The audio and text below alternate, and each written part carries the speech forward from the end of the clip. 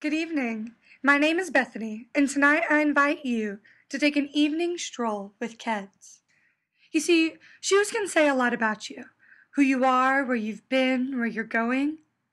But how much do we actually hear? What do we listen to?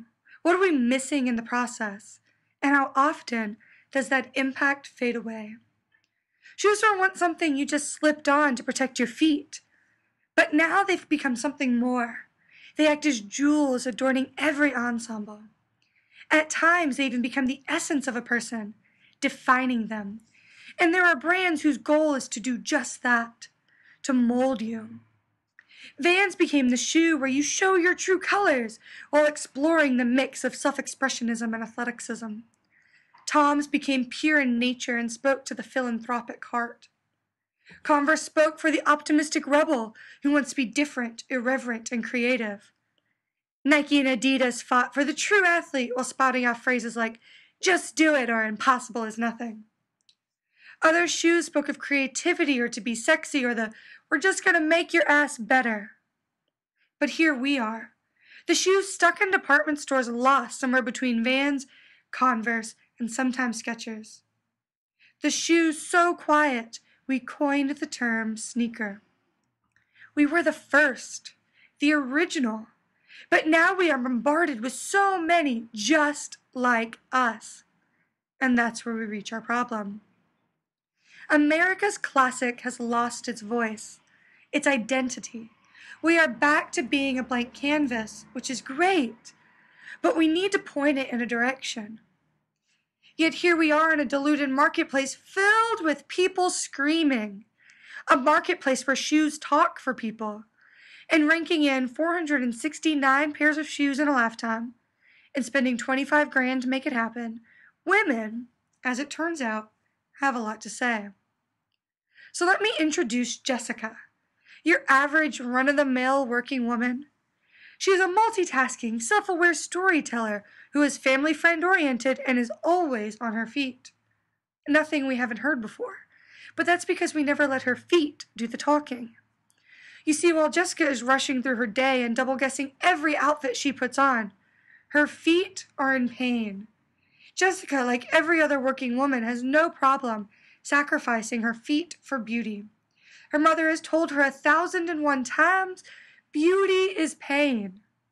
And Jessica lives in a world where shoes define her, where she needs to be beautiful. They make her taller, therefore more superior. They make her sexier and cuter and smarter, and all these things society tells Jessica she needs to be.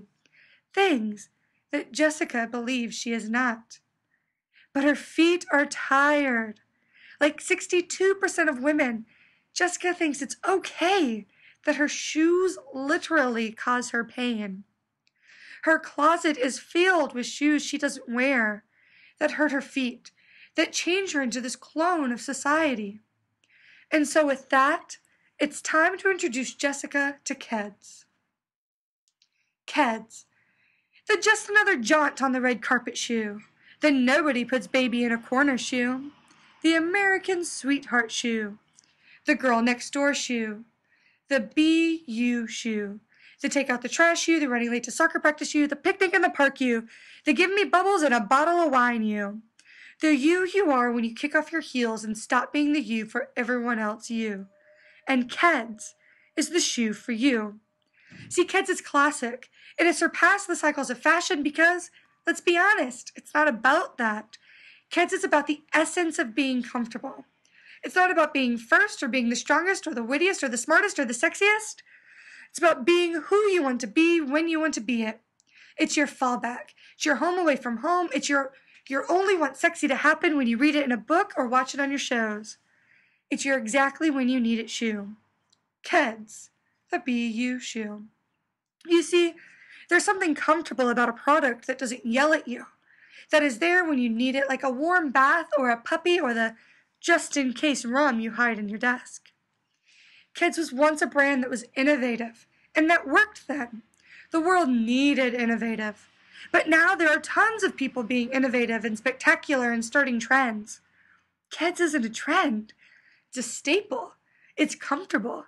And Keds has the opportunity to speak to that. In a market filled with products yelling at you to be something, Keds is the shoe not yelling. It's the shoe ready for you. The shoe that doesn't expect anything from you. And this becomes important as we communicate with Jessica. We know Jessica. She's busy. Who isn't? She's lively and excited and she's always on the run. But believe it or not, she does relax.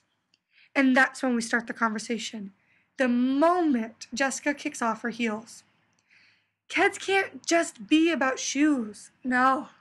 Keds needs to be about something more. And Keds needs to communicate this with Jessica. Where are we going to do it? We're going to find Jessica. We're going to start the conversation while she watches her shows or flips through her magazines. We're going to be there while she explores the social world. And we are going to do it in a way that engages Jessica based on when it is she is engaging with us. By this, we know Jessica watches telly from 8 to 10 every night to unwind. That's where we begin the conversation. And from there, we know she engages with her mobile device as she prepares for work and during lunch and before bed, saying on average 7,000 words per day compared to her male counterpart who manages just over 2,000. We know Jessica likes to share. And if we give her something to talk about, she will share it with everyone. But we need to be aware of her needs during the interaction. But the most important thing, we can't yell. And from there, as we are ready when Jessica is, we become the BU shoe, the shoe that speaks from the feet straight to the heart.